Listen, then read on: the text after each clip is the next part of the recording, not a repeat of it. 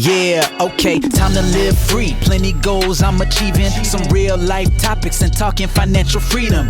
Mindset, soul and love, everything in between. This is Freedom Podcast. Tune in, live free. Hey, got my mindset right and I got the drive.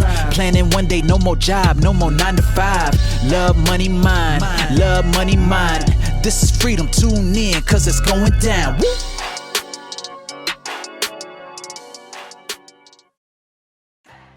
Hi, this is Anna and welcome to another episode of Your Freedom Podcast. In this episode, I interview Amber D'Anelio. And Amber is a mum first and foremost. She is from Malta originally and an actress and also now a teaching assistant. The reason I interviewed her is she has a really, really powerful story that she wants to share with you today. And she has been sober now for 3 years. So really excited. I know Amber personally. She's been one of the mums that kind of my children have grown up knowing her and her children. So really excited for this interview. Hi, Amber. Hi.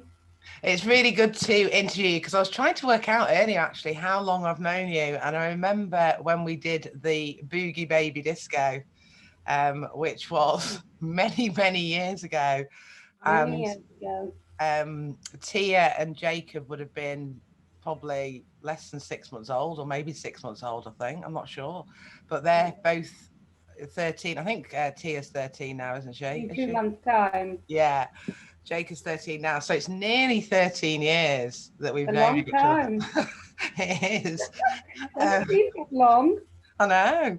And we've had some fun along the way. And I think you are what I think you're one of those people that a lot of people I think that may watch this that know us both would say that you are one of those really positive people. And I know sometimes you might not always feel that positive, but you always come bounding in, or whenever you see it, you get a real sort of happy. It's like contagious, your energy, I think.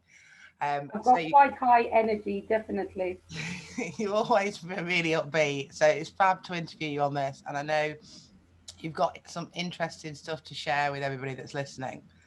And I know that originally you were from Malta, so we'll touch on that as well, about how you ended up living in the UK and moving from Malta, although I'm sure you wish you were back there right now because we're currently in a lockdown. Yeah, they're okay. They're walking around with masks, so everybody's fully protected. It's just the 300 days of sunshine a year, which I miss. Yeah. So on the Freedom Podcast, we focus on 3 things, and it's because I think these 3 things have helped me get sort of equilibrium in my life. So it's love, money, and mind. So freedom in love, which is all about looking after yourself, self-care, and just giving love out into the world and helping others. Freedom in money is because, being financially free can help. And then also freedom in mind, because Fred in the head, as I call it, can really get to us at times. So we'll kind of touch on a few of those things along the way. And yeah, let's start with the whole Malta thing. How did you end up coming over and living in Bromsgrove? Tell us about that. Well, a week before my 20th birthday, I decided I wanted to come and live in England, in London mainly. I wanted to go and see the big lights and hopefully end up on stage one day. Okay. And I'd been to London a couple of times with my dad. We'd come for the BAFTA Awards. He used to work in TV. We'd come to watch Sting at the Hammersmith Apollo. Oh, really? And I decided I was going to up sticks and leave my lovely country of Malta, the beautiful island of Malta. So I left with a backpack and a couple of £100 and ended up working, selling baguettes just on Oxford Street with my little green hat and my little green tinny. And after about a year of just doing whatever I could to just stay in London, I did a Montessori course to teach little children the Montessori method. Yeah. And then got a job teaching singing and dancing and working in a nursery in London's Primrose Hill. So that's how I ended up staying. I got a job and almost 30 years later, I'm still here. Oh, no, yeah. So have you? So you touched there on like acting and dancing and singing and things like that. Did you do a lot of that growing up? Then was that your I thing? did. Yes, growing up, I was in the MADC, which is the Malta Amateur Dramatic Society. My father is a very flamboyant man. He used to play the dames, an actor, in Okay. local pantomime. So I grew up on the stage, watching the stage, and taking part in panto. And so when I came to London, what I wanted to do was learn how to become a teacher and teach children, and also try and get my foot in the door. I was desperate to be in EastEnders, but I never got Yeah. past I love, I love these interviews because look, I've known you 13 years and that is something I I've never never knew known about them. you. And actually it now makes sense, like with your character, how you are so bright and bubbly. So then So how, I went to university. I went to Middlesex University, and after okay. that, I set up theatre with, well, it's a street theatre with my friends, a couple of friends from college, and we travelled around the whole of Europe, and we did Edinburgh, Hogmanay. We performed in Glastonbury a couple of times Oh, with a brilliant. street theatre performance company, and that was good fun. I'd love to do something like that again. Once Yeah. COVID's gone, it would be nice to get back into the theatre. Yeah. So then how did you end up kind of moving a little bit up north? Because obviously we kind of met through the children, but actually we knew each other before they went to school together, didn't we? Because I say that because of the whole boogie We baby did disco well. thing that we did. My my husband at the time, I met him in London after night Right. stuff, Okay. and we used to work in London, both of us. Then when we bought a house up the M40 in Chinna, little village called Chinna, and we commuted backwards and forwards. And we were going to leave the country to go and move to Italy to take over a business, which fell through, and we ended up in Bromsgrove. And Right. that's Okay. how I met you. Yeah. So Okay. it's a It's series of great. I get events all the that just gossip. put I get all together. the gossip in these interviews. I find out the whole story. But now that makes sense, yeah, because I know that your ex-husband was Italian, wasn't he? Or Yeah, half Italian, half half English. Italian, yeah. So, okay, fab. And so then, what?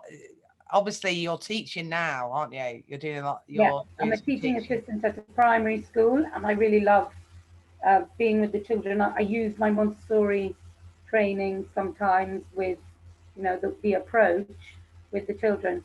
But mainly, what I like to do with the children is I work on one-to-one and nurturing children who have anxiety and children who have low self-esteem. So I'm really good at Yeah, getting the best out of the children. yeah, that's really good because I think, especially through this whole last, well, it's nearly a year, isn't it? It's like 10 Yeah, months. nearly a year. I think a lot of children have been affected. I know Ruben has my youngest. I think he, just misses that whole. He needs a lot of people. Jacob's not too bad. He's The, happy to mm, be kind of on his own and stuff. But Ruben just loves like other people and just mixing with other kids. And he's found. I think at the end of this there will be a lot of children that have struggled with this because it's just gone on quite a long time, hasn't it? So uh, I think so. Well, what basically I was employed. I've been at my school now about 8 or 9 years, and I was employed as a one-to-one person with this little boy who needed a bit of attention. And since then, I've really been on the nurturing side of the school.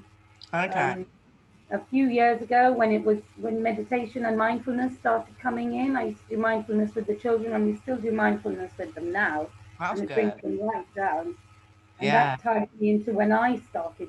I used to do yoga when I was in London, and then when you have young children, you kind of forget you actually exist, and you're just there doing stuff with the children. yeah. Um, and a few years back, so maybe 3 years, which is also when I stopped drinking, I got back into yoga. Yeah, because you jumped were doing through, you were doing the yoga in the tent thing, weren't you? yeah. So Is I that jumped still onto it in going? front of my children about 3 years ago, and I said, "I'm going for a yoga class," and they were horrified. They said, "What? You leaving us?" I said, "Yes, I'm going to do yoga. Enjoy your meal. I'll see you in an hour." And I've been at it ever since then for the last 3 years, and I'm really enjoying it. And Yeah. I so think good that for your I mind. was going to say that really fits in with the self-care and your mindset stuff, because I think as women and more importantly mums, we do so much for everybody else that a lot of women neglect themselves, and it's really important to have. It's that whole, I can't remember what the phrase is now, but if you don't kind of like work on you, you're not really good for anyone else. Whereas Yeah, a lot of women just focus on like their partner and the kids, and they do everything for everybody else, and then they're absolutely exhausted at the end of it. But actually working on putting yourself first actually helps everybody around you. Um, so completely. I know obviously we're going to come to the whole giving up drinking thing. How have you? You always come across as bubbly, but I know that I know when people have said to me, "Oh, you always come across as positive." Sometimes it's harder when you're someone who is quite positive or bubbly, because you do have real dips. I know I have. And then you probably don't tell that many people because you're perceived as this person that's quite bubbly. So how have you coped with things like, because I know that you were a single parent as well, so I know life hasn't been easy. So how, Hasn't. So in the past, I used to cope by just getting another glass of wine, which is another bottle of wine, etc., etc. yeah, And it's a slippery slope. You end up with all of this chatter in your head. There's no respite, and it's the only way to cope is to just keep on at it. And after I'd made the shift, after I'd made the break, the chatter in my head kind of stopped. And that's how you cope. You cope by taking time out and doing things like yoga and meditation. And yeah, so when you're a bubbly person, you're bubbly. There's always a song playing in your head. You're bubbly within. So actually, it was the numbing, drinking to numb, so you could, when you've got a dip, an emotional dip, was the only way to cope. And then actually, drinking becomes the only way to cope, even when you're not feeling emotional. So yeah. it kind of spirals out of control. I don't think I was an alcoholic as such. Yeah. I think I it think was it's a just lot of people. normal. I think a lot of people are like Yeah, that though. Like they're not an habitual alcoholic, but drinking. yeah, exactly. And it's such a habit, especially like people wait for Friday evening to the start of the weekend and things like that. Because I was noticing that my drinking was increasing, I think. Yes. And it And increases to the point where it's completely in your mindset. Everything revolves around getting that bottle of wine and having that first drink.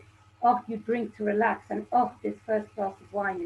And actually, it's a freedom podcast, and the reason behind stopping drinking was to free my mind. So to have a yeah, free mindset, free headspace, and it's incredible how free you feel and are able to then move on to doing other things.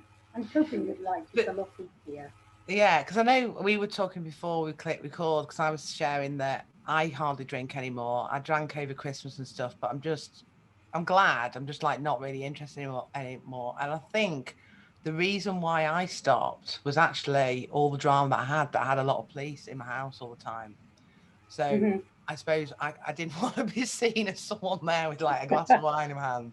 And so I kind of wanted to be like this very good mum, you know what I mean? I didn't Yeah. think about that. I'm looking back on it. I didn't realize at the Mhm.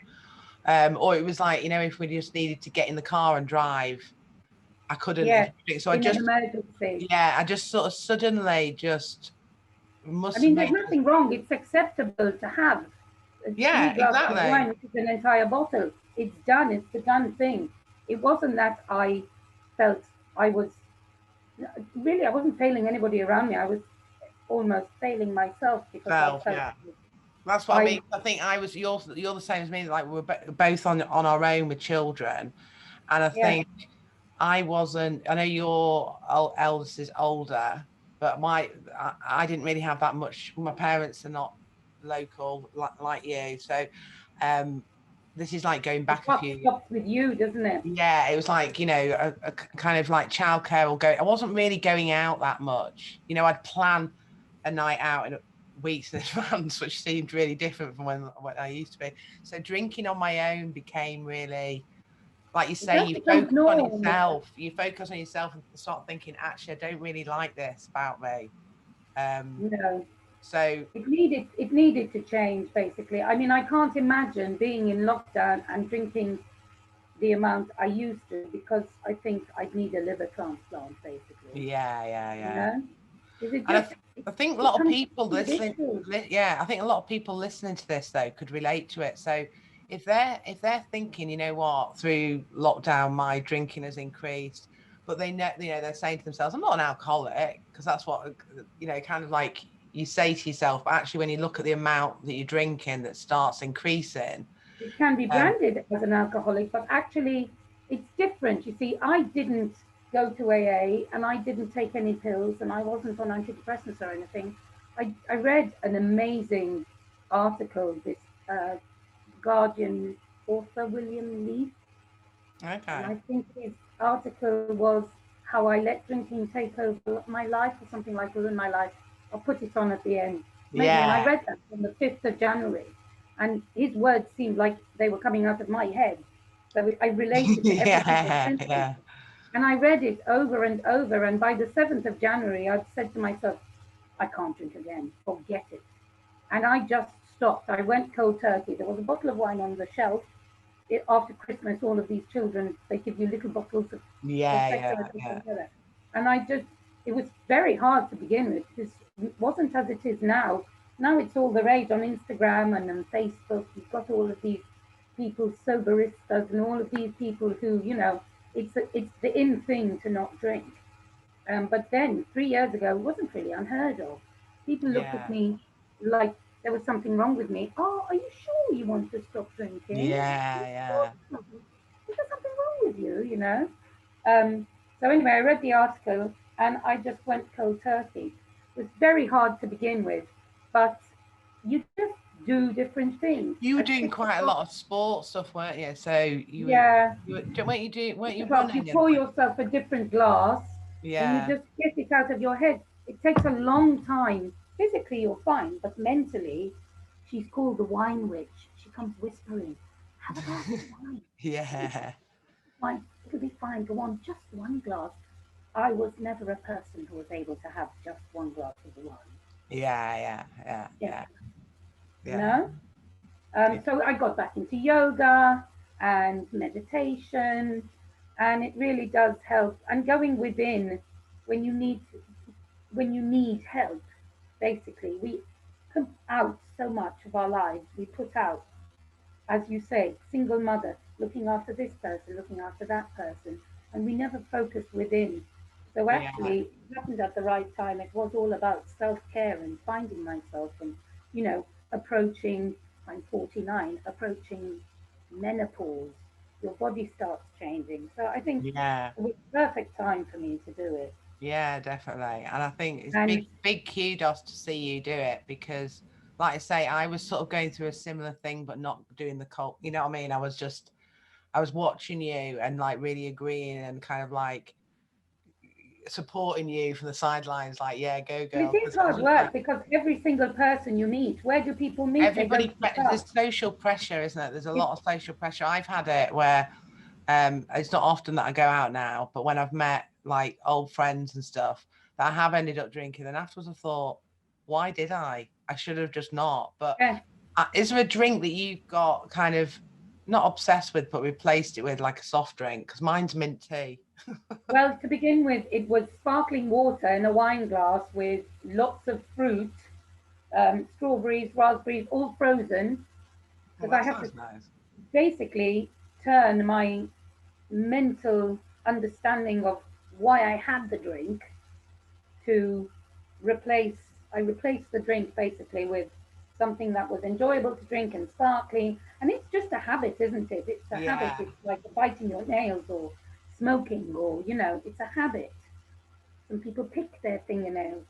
And not only is it a habit, it's in your mind. So once you can get out of that, I replaced it with There's lots of lovely drinks now, but Fever Tree, Oh yeah. lots of Fever Tree, which when you go to a bar nowadays, they're getting a bit better, but you say, "Can I have a Fever Tree?" And they're like, "With what?" Just a Fever Tree, thanks. In a nice glass with some fruit, with ice and a slice of lemon. Yes, please. And that's it. And people look at you like you're a bit of a weirdo. I This know. is No. being turned around now. Less people drink. Yeah, exactly, exactly. So And it's just any, what have been the benefits to you? I know obviously you've spent a lot of time, like you say, focusing on you, like deeply you, which I can relate to. But you know, what are the benefits of like how you feel? well, clarity of mind. I don't wake up in the morning with a thumping head, which was quite often because after a bottle of wine, you have a bit of a Yeah. headache, has to be said. My skin is completely clear.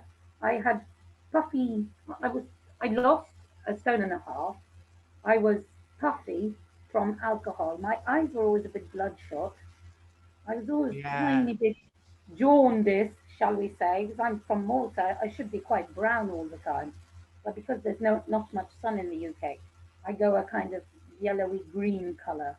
And so when I stopped drinking, I kind of looked a lot healthier, and physically, I'm just uh, working at optimal strength, shall we say? Yeah, You yeah. know? Yeah, I saw that change in you because I remember you sharing some photos on Facebook as well as like you looking super slim and you were doing all your yoga and you just looked miles healthier. You just like a new Miles woman. healthier.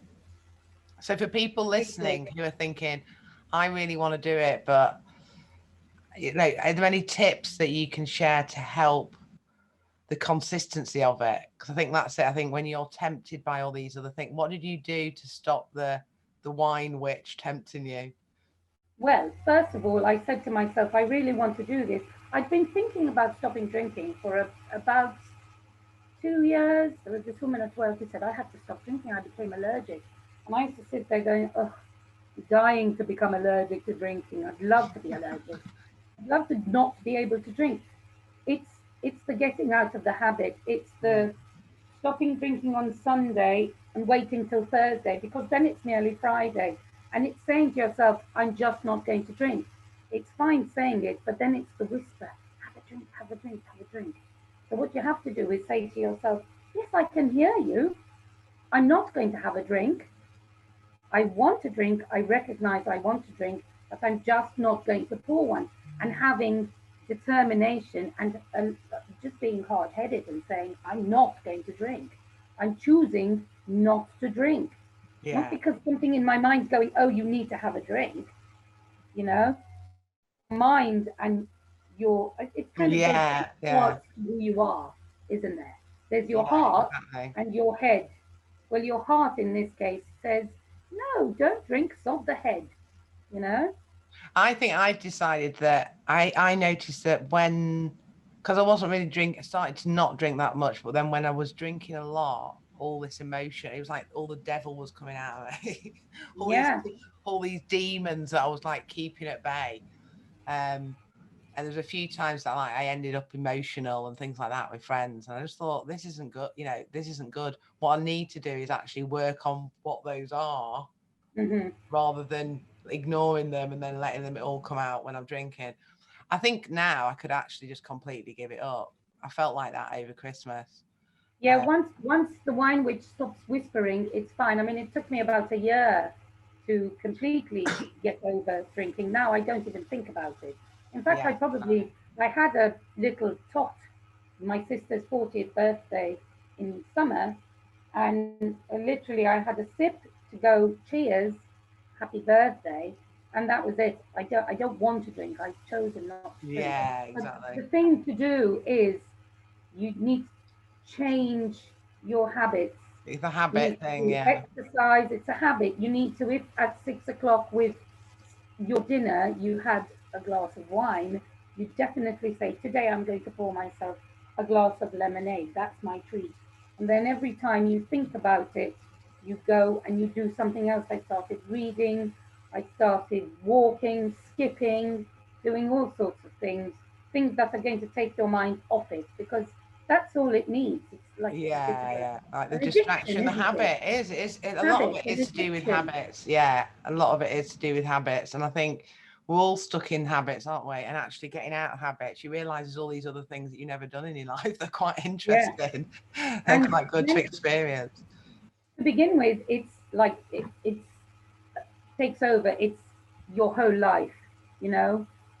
Drinking, it's all about the drinking and the not drinking. It seems to be the only conversation you're able to have.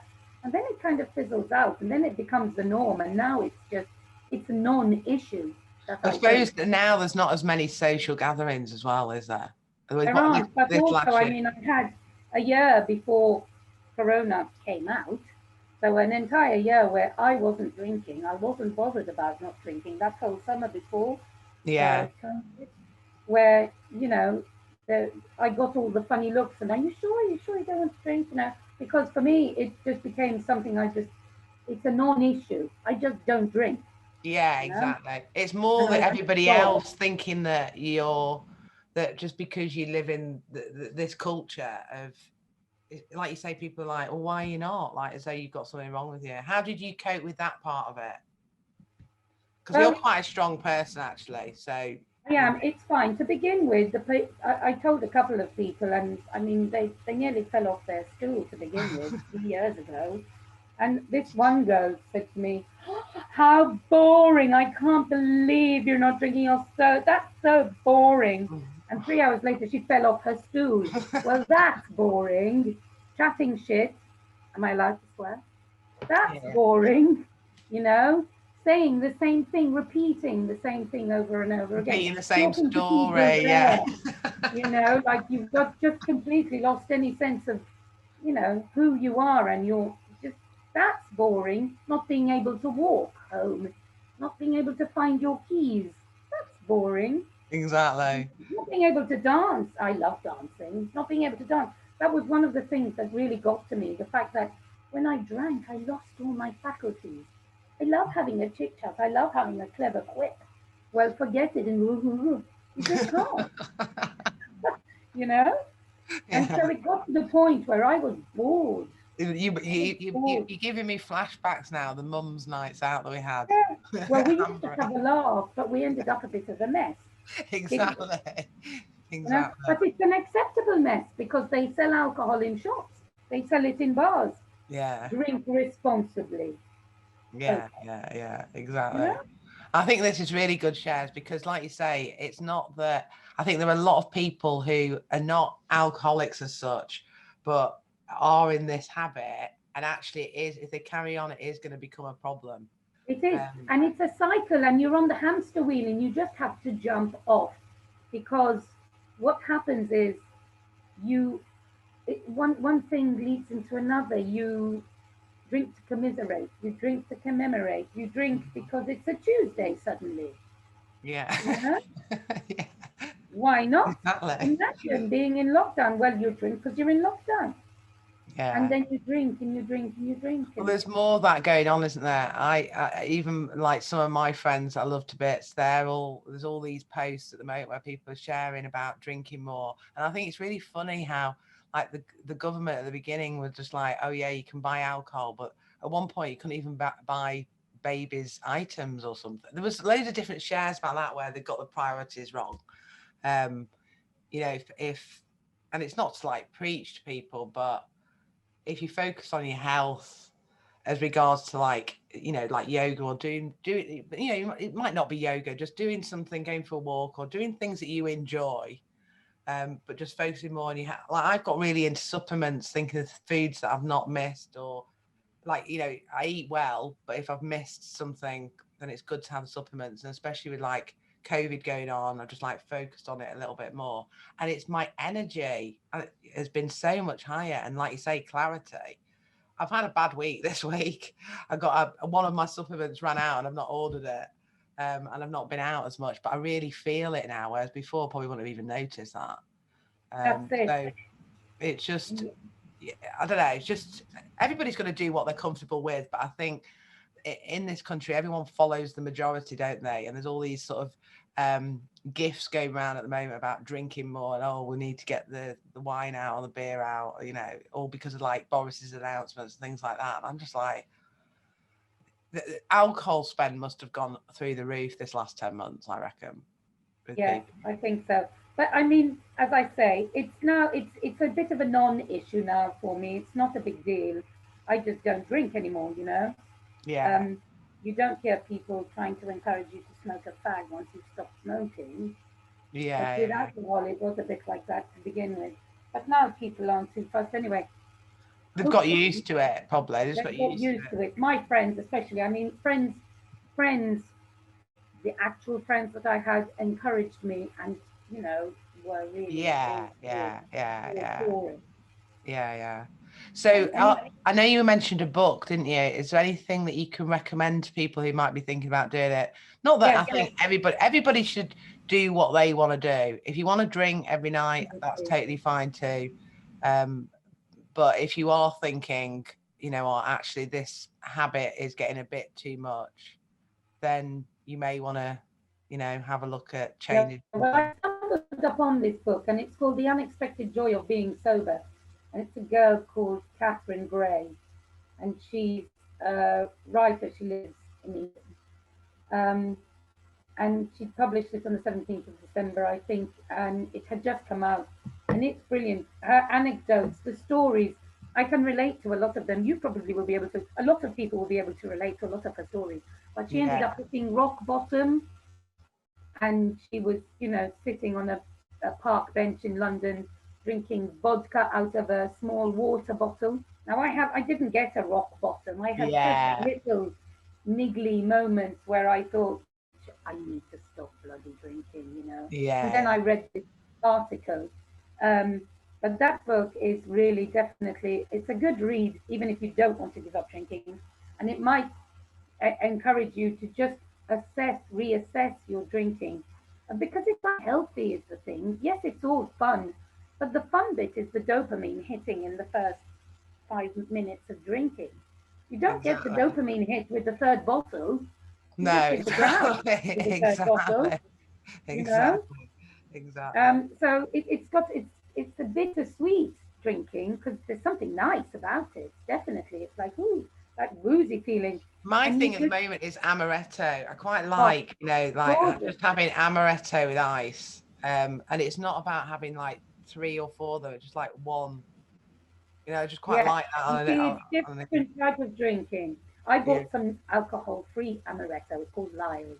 Okay, nice. It's delicious. And is it really nice? Lovely. I'd like to know about that. Some people say, well, what's the point of drinking if it's alcohol-free? Well, the whole point is, I like the taste of amaretto. I don't want to get off my face.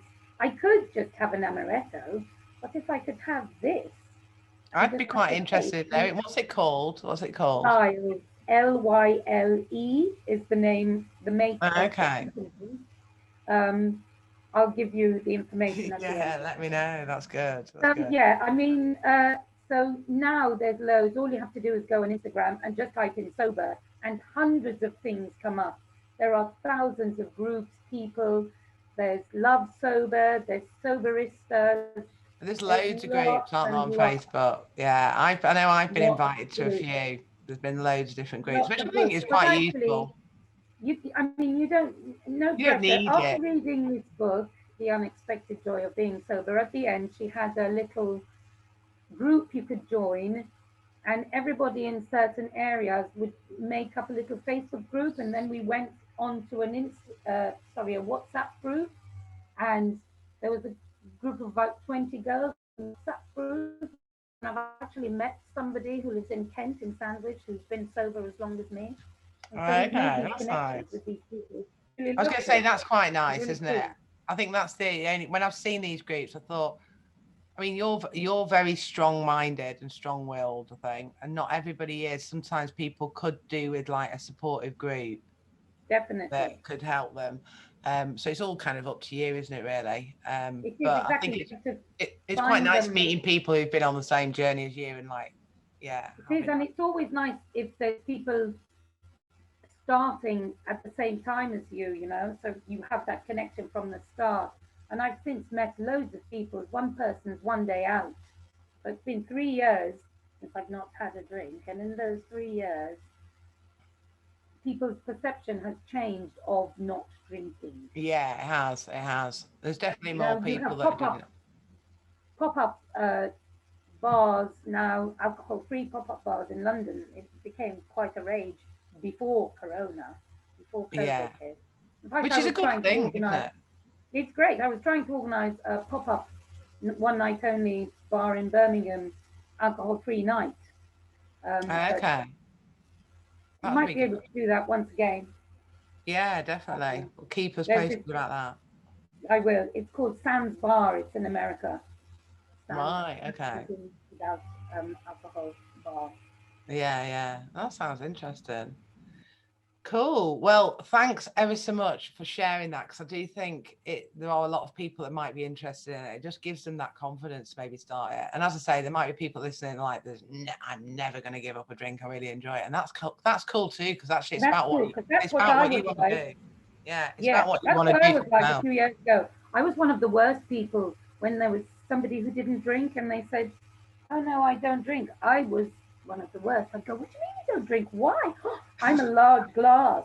I used to identify as a large glass of Pinot Grigio, you know, Yeah, and but the large glass of Pinot Grigio became just a bit too overbearing, and there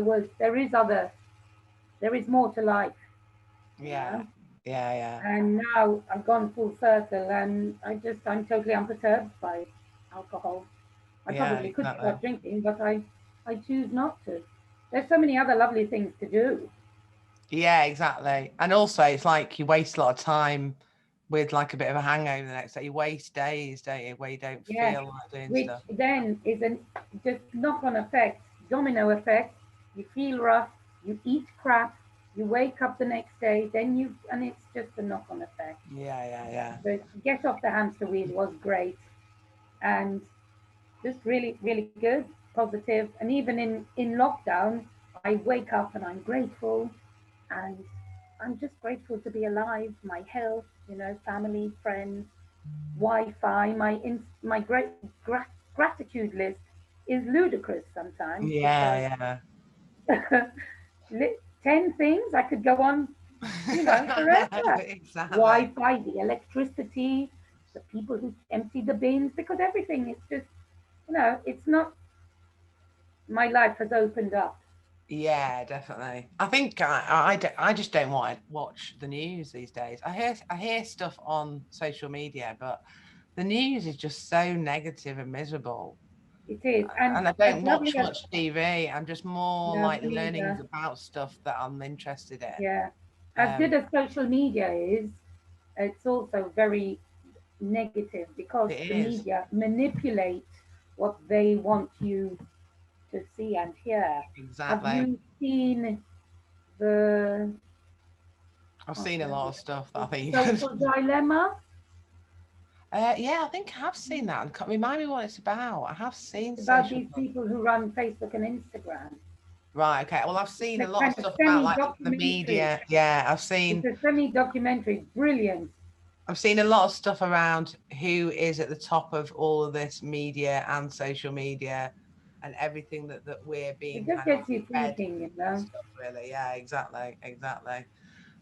So yeah, brilliant. Well, thank you ever so much for sharing this, because I think it is really useful and really helps people listen to it about how like the struggles are sort of like the social pressure, and also, well, not struggles, but the social pressure of you doing it, and but the benefits of you now having given up drink for 3 years and how much better you feel for it.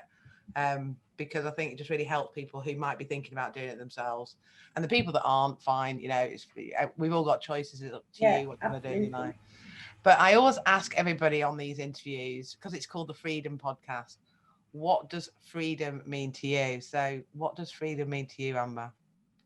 Freedom of mind. The Yeah, freedom to me is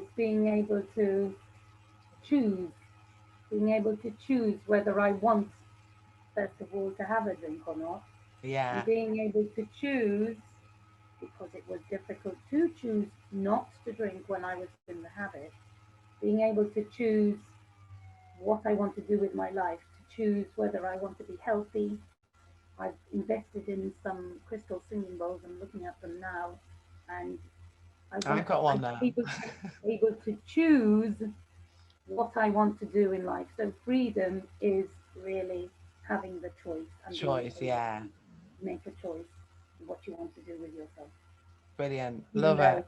I'm nearly 50 and still deciding what I'd like to do.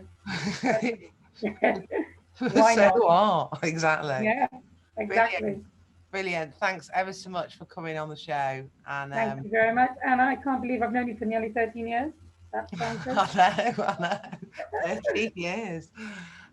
So yeah, thanks for coming on the show, and thanks for sharing this amazing journey that you've been on. And for everybody that's listening, we'll put in the book that Amber recommends if anyone's interested to read it. And the drink, the alcohol-free drink. Oh, and the alcohol-free drink, yeah, of course. The amaretto. I'm interested in that one. All right, excellent. Great stuff. Thanks. Thank you, Anna. Thank you. Bye. Ciao. Thanks for listening to another episode of Your Freedom Podcast. And don't forget to subscribe on iTunes and subscribe on my YouTube channel. And if you want to get more freedom in your life, then come and join Your Freedom Project Facebook group, which the link is below in the comments section. And I am giving you a copy of my visualization manifesting book. So manifest more freedom in your life and live the life of your dreams. Hey, thank you for listening. Hope you had a blast. Here to elevate your life. It's the Freedom Podcast. Love, money, mind. Love, money, mind. Wanna see you all win. Wanna see you all shine. Just make sure that you subscribe. Bringing good vibes. Join the Facebook group. Now it's time to change your life. Hope you come back. Right now is the chance. This is an experience. It's the Freedom Podcast. Hey.